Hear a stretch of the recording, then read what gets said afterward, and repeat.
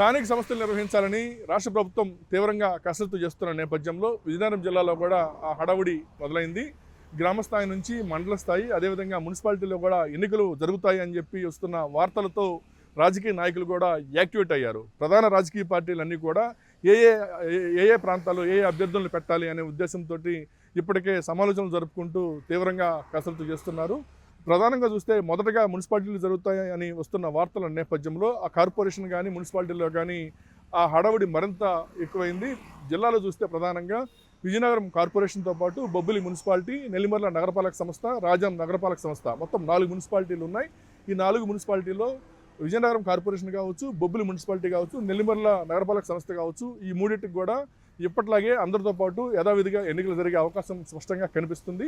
ఇక రాజాం విషయానికి వస్తే రాజాం అయితే కొంత ఇంకా స్తబ్దత నెలకొంది. ఈసారి కూడా ఎన్నికలు జరుగుతాయా లేదా అన్నట్లు ఉంది. ఎందుకంటే 2005లో రాజాం నగరపాలక సంస్థగా ఏర్పడింది. అప్పటి వరకు రాజాం మేజర్ పంచాయతీగా ఉండేది. 2005లో నగరపాలక సంస్థగా ఏర్పడిన తరువాత ఆ నగరపాలక సంస్థలో ఒక 5 గ్రామాలు చేరటం జరిగింది. వాటిలో ప్రధానంగా చూస్తే రాజాం మేజర్ పంచాయతీ, సారథి, పొనుగుటి వలస సంతకోటి మండలంలో ఉంటుంది అది, అదేవిధంగా కొండంపేటతో పాటు ఇంకో గ్రామం ఏదైతే కొత్త వలస ఉందో ఆ కొత్త వలస గ్రామం కూడా కలిపి మొత్తం 5 గ్రామాల్లో కూడా రాజాం మేజర్ పంచాయతీతో కలిపి ఒక నగరపాలక సంస్థగా ఏర్పాటు చేశారు. అప్పుడు మొత్తం 20 వార్డులతోటి నగరపాలక సంస్థ ఏర్పాటు చేశారు. అయితే వీరిలో 5 గ్రామాలకు సంబంధించిన వారు కోర్టుకు వెళ్ళారు.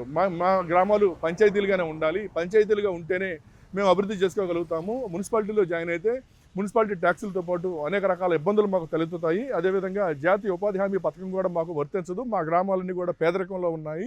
కాబట్టి ఖచ్చితంగా మా గ్రామాలుగా ఉంచాలి తప్ప మున్సిపాలిటీల్లో కలిపి మాకు అన్యాయం చేయొద్దు అంటూ వారు హైకోర్టుని ఆశ్రయించారు. ఆ హైకోర్టుని ఆశ్రయించడంతో అప్పటి నుంచి ఇప్పటి వరకు సుమారు 20 సంవత్సరాల పాటు న్యాయ వివాదంలో కోర్టులోనే ఇంకా కొనసాగుతూనే ఉంది.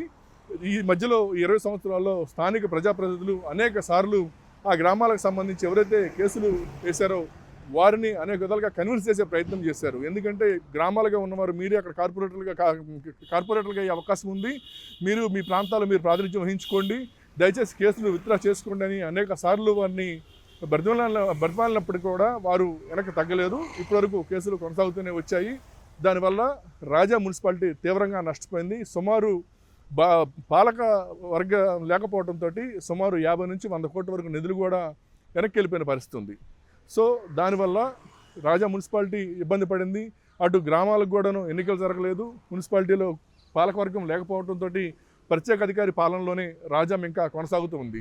అయితే ఈ నేపథ్యంలో ఇటీవల కాలంలో ఎవరైతే కేసులు వేశారో 5 గ్రామాలకు సంబంధించిన అప్పుడు ఉన్నటువంటి గ్రామ సర్పంచులతో కొంత మాట్లాడిన తర్వాత 5 గ్రామాల్లో రాజాం మేజర్ పంచాయతీకి సంబంధించి అప్పుడు సర్పంచి, అదేవిధంగా సారథికి సంబంధించిన వ్యక్తి, కొండంపేటకి సంబంధించిన వ్యక్తి, అదేవిధంగా సంతకోటి మండలం పొనుగుటి వలసకు సంబంధించిన ఈ 4 కూడాను తమ యొక్క కేసుల్ని విత్డ్రా చేసుకున్నారు.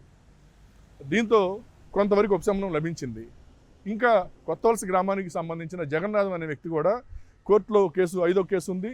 ఆ కేసు కూడా అతను విత్డ్రా చేసుకుంటే రాజాం ఎన్నికలకు క్లీన్గా గ్రీన్ సిగ్నల్ వస్తుంది, ఎన్నికలు కూడా జరిగే అవకాశం ఉంది.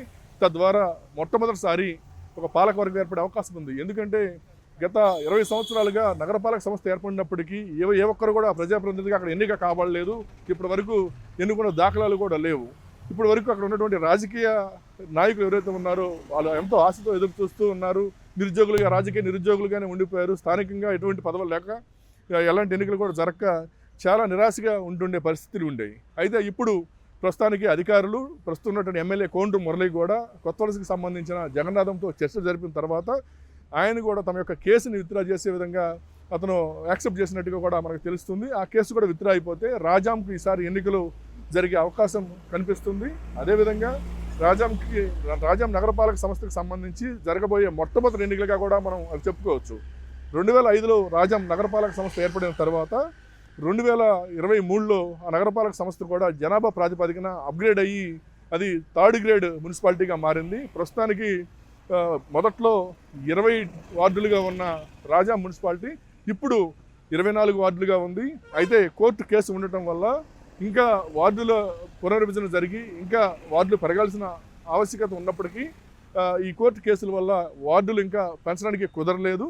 అయితే ప్రస్తుతం ఉన్న జనాభా లెక్కల ప్రకారం వార్డులు ఖచ్చితంగా పెరిగే అవకాశం ఉంది. ఈ కేసు కనుక విత్డ్రా అయిపోతే రాజా మున్సిపాలిటీలో ఎలాంటి కోర్టు వివాదం ఉండదు కాబట్టి ఇక ఎన్నికలు జరగాల్సి కనుక వస్తే ఇప్పుడున్నటువంటి 24 వార్డులు 32 వార్డులుగా అప్గ్రేడ్ అయ్యి 32 వార్డులకి ఎన్నికలు జరుగుతాయి. అదేవిధంగా రాజా మున్సిపల్కి సంబంధించి ఒక చైర్మన్ కూడా ఎన్నిక కాబడతారు.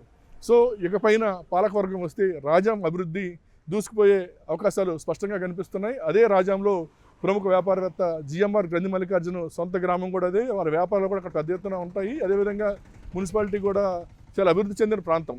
సో ఎప్పుడైతే పాలకవర్గం లేదో ఈ పాలకవర్గం లేకపోవడంతో ఆ మున్సిపాలిటీకి సంబంధించి పర్యవేక్షించే ఒక బాడీ లేకుండా ఉండటం వల్ల కొంత వెనకబడిన పరిస్థితి కనిపిస్తుంది. ఇకపైన ఎన్నికలు కనుక జరిగితే పెద్ద ఎత్తున ఇక్కడ అభివృద్ధి చెందే అవకాశం కూడా కనిపిస్తుంది. ఏదైతే ప్రస్తుతానికి ఇప్పటివరకు ఉందో ఆ కోర్టు కేసులు కూడా విత్డ్రా అయిపోతే స్పష్టంగా ఎన్నికలు జరగడానికైతే గ్రీన్ సిగ్నల్ వస్తుందని చెప్పుకోవచ్చు.